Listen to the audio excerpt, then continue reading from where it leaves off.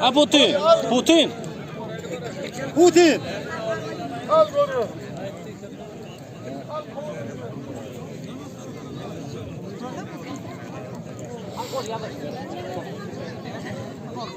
Tamam mı? Almadan koyulur mu ya?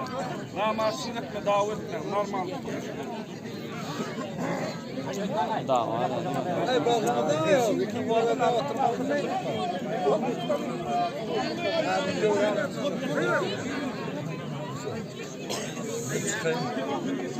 Duran anında beğenmezsin mi?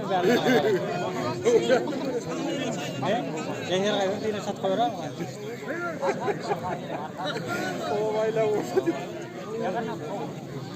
Yeni şey başlıyor. Oldu mu bu arada? Hem diyet diyet. Bayım mayılan mayılan. Mekan paslıyor. O ben elim koyuyor. Elimin arkasına ne şey koyuyor. Elimin şey dikeliyor.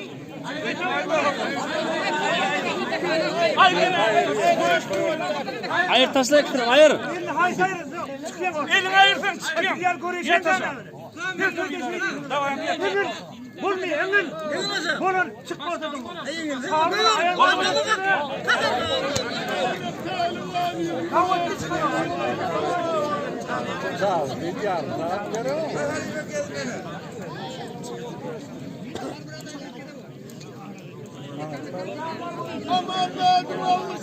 Böyle kalmak mı?